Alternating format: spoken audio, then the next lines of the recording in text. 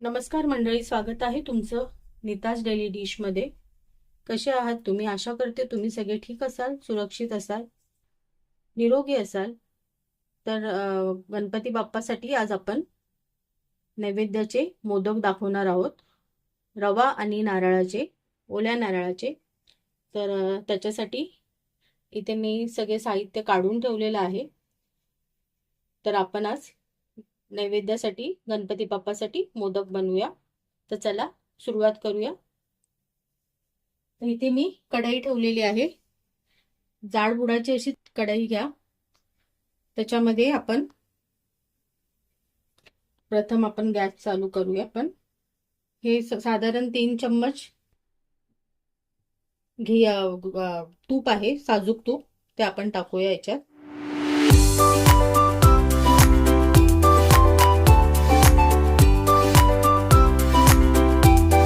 तूप व्यवस्थित मेल्ट होईल तर लगेच आपण हा बारीक रवा आहे, तुम्ही पाहू शकता, अगदी बारीक रवा आहे।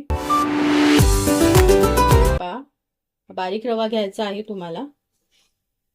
आता हा आपण याच्यामध्ये टाकूया आणि हा व्यवस्थित आपल्याला मिक्स करून घ्यायचा आहे आणि व्यवस्थित आपल्याला भाजायचा आहे। याचा कलर सोनेरी होईपर्यंत, कलर म्हणजे कलर असा त्याचा हे नाही करायचा आपल्याला, जास्त ब्राऊन नाही करायचं, फक्त व्यवस्थित तो भाजला गेला पाहिजे असा आपल्याला हा लगातार चमचा हलवत भाजायचा आहे। तुम्ही पाहू शकता। त्याच्यासाठी मी तुम्हाला सांगितलंय की जाड बुडाची तुम्ही कढई घ्या, नाही तर भांड घ्या कोणतं तरी, जेणेकरून आपला रवा खाली लागणार नाही। आणि हा लगातार आपल्याला भाजायचा आहे। साधारण हा भाजेपर्यंत 5 ते 10 मिनिटं होतात, 7 ते 8 मिनिटं तरी लागतीलच भाजायला व्यवस्थित। तर आपण हा व्यवस्थित भाजून घेऊ। पाहू शकता इथे आपला रवा व्यवस्थित मी भाजत आहे। व्यवस्थित सर्व बाजूने भाजला गेला पाहिजे। तुम्ही पाहू शकता हळूहळू रव्याचा कलर थोडा चेंज जास्त करायचा नाही आपल्याला, फक्त तो व्यवस्थित भाजला गेला पाहिजे, असं करा। पाहू शकता मंडळी, आपला रवा व्यवस्थित भाजला जातोय। अगदी स्लो आचेवरती हा भाजायचा आहे आपल्याला, जेणेकरून व्यवस्थित तो भाजला जाईल। पाहू शकता आपला रवा व्यवस्थित भाजून झालेला आहे। जवळजवळ 8 मिनिटं लागली आणि भाजायच्या दरम्यानमध्ये मी याच्यामध्ये दोन चम्मच परत तूपही टाकलं होतं, कारण तूप कमी पडत होतं। तर तुम्ही तुमच्या हिशोबाप्रमाणे टाका। तूप जर तुम्हाला कमी दिसत असेल रवा भाजताना, तर तुम्ही तुपाचा उपयोग करा। तर इथे पाहू शकता मी इथे ड्रायफ्रूटचा जरा चुरा घेतलेला आहे, त्याच्यामध्येच मी 4 वेलच्या हे करून घेतलेल्या आहेत, ग्राइंड करून घेतलेल्या आहेत। ते ह्याही आपल्याला इथे याच्यामध्ये टाकायचे आहेत। आता तुम्हाला ड्रायफ्रुट्स टाकायचे नसतील तर तुम्ही स्किपही करू शकता तुमच्या इच्छेप्रमाणे। हेही आपण व्यवस्थित भाजून घेऊ। आता त्याचबरोबर आपल्याला हा मी ओल्या नारळाचा चव घेतलेला आहे, ओलं नारळ खाऊन घेतलेला आहे, पाहू शकता फ्रेश ओलं नारळ आहे। तर आता हेही आपल्याला याच्यामध्ये टाकायचं आहे। आणि आता हे जोपर्यंत याचा मॉइश्चर संपत नाही तोपर्यंत आपल्याला हे भाजायचं आहे, भाजून घ्यायचं आहे। तर हे आता आपलं मॉइश्चर याचं आपण काढायचं आहे याचं, कारण ओल्या नारळामध्ये भरपूर याचं मॉइश्चर असतं। तर मंडळी, ओल्या नारळामध्ये भरपूर असं मॉइश्चर असतं, तर आपल्याला हे मॉइश्चर काढायचं आहे। हे व्यवस्थित असं सुक्क करायचं आहे आपल्याला। पाहू शकता मी इथे ओला नारळ घातलेला आहे आणि आता आपल्याला हे असंच व्यवस्थित सर्व साईडनी असं व्यवस्थित भाजून घ्यायचं आहे, जेणेकरून आपलं नारळही भाजलं गेलं पाहिजे। अगदी छान सुगंध सुटलेला आहे नारळाचा, रव्याचा आणि तुपाचा।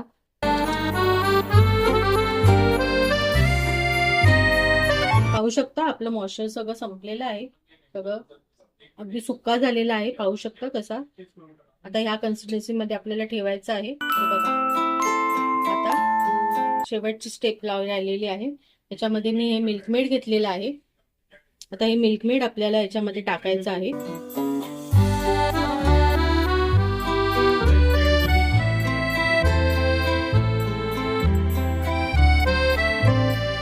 आणि अगदी व्यवस्थित असं मिक्स करून घ्यायचं आहे.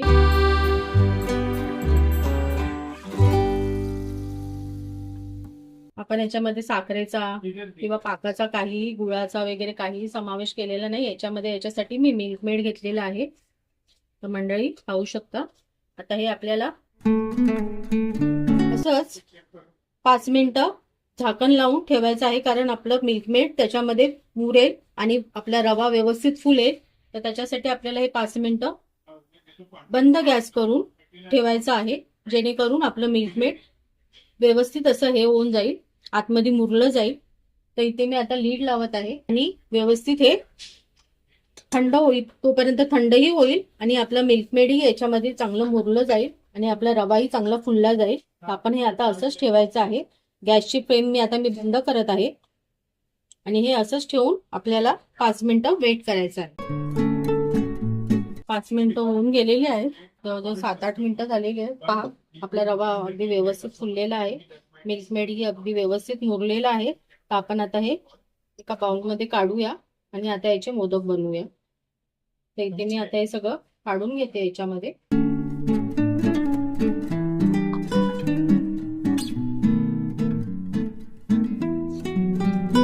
आणि थोडं गरम गरम असतानाच आपण याचे मोदक करायचे आहेत. आता थंड झाल्यावरती मग मोदक आपल्याला बनवायला थोडा हे लागेल, वेळ लागेल. चला आपण आता याचे मोदक बनवूया. ते मी पूर्ण काढून घेतलेलं आहे.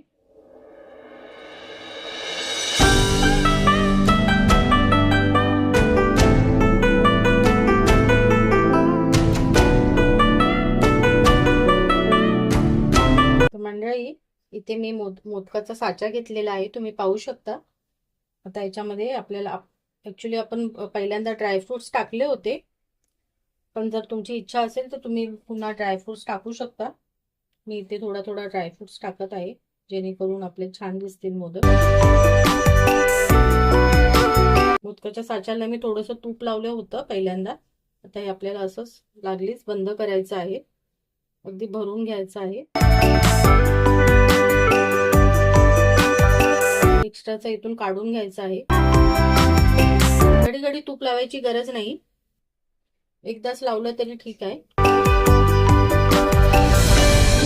हे अलगद आपल्याला काढायचं आहे.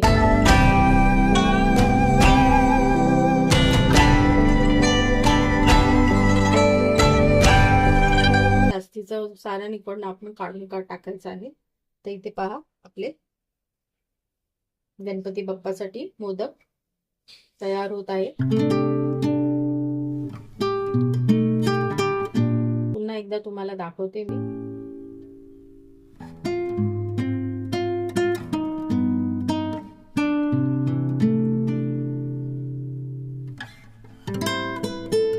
याच्यावरती तुम्ही केसराचा धागाही लावू शकता, जर तुमच्याकडे अवेलेबल असेल तर, किंवा फूड कलरही टाकू शकता. पण मी हे नॅचरल याच्यामध्ये केलेलं आहे. त्याच्यासाठी मी फूड कलर आणि काही केसर वगैरे काही टाकलेलं नाही. पण तुम्ही केसर लावू शकता, केसराने छान अगदी अट्रॅक्टिव्ह दिसतात मोदक. गणपती बाप्पा अगदी खुश होतील.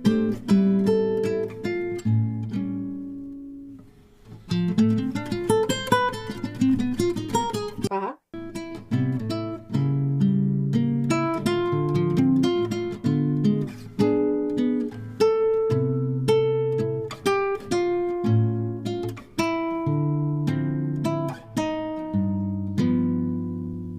आणि नुसते मोदकच नाही मंडळी, याचे तुम्ही लाडूही बनवू शकता. गणपती बाप्पाला लाडूही फार आवडतात, माहिती आहे आम्हाला. नेहमी नेहमी उकडीचे मोदक, तळणीचे मोदक करून करून जर कंटाळा आला तर हा पर्याय नक्कीच तुम्हाला आवडेल. नक्की करून पहा.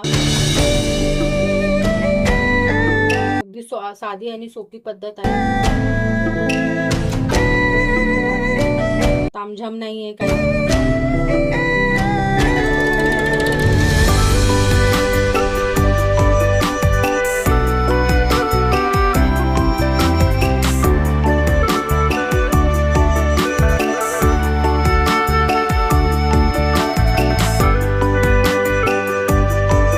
असेच मी सगळे करते आणि नंतर दाखवते. तर मंडळी पहा, आपले मोदक बनवून तयार आहेत. कसे वाटतात आहे? गणपती बाप्पा अगदी खुश होईल. पहा, तुम्ही असे बनवा आणि नक्की नैवेद्य दाखवा गणपती बाप्पाला. आणि तुमच्या गणपती बाप्पा तुमच्या सगळ्यांच्या इच्छा आकांक्षा पूर्ण करो आणि तुम्हाला सदैव सुखी भरभराटीचं आणि उत्तम आरोग्यदान देवो, हीच गणपती बाप्पाकडे प्रार्थना. तर आजची रेसिपी तुम्हाला कशी वाटली नक्की सांगा. रेसिपीला जास्तीत जास्त लाईक, शेअर आणि सबस्क्राईब करायला विसरू नका. भेटूया पुन्हा एकदा अशाच एका नवीन रेसिपीसह. तोपर्यंत तुमची आणि कुटुंबियांची काळजी घ्या. बाय.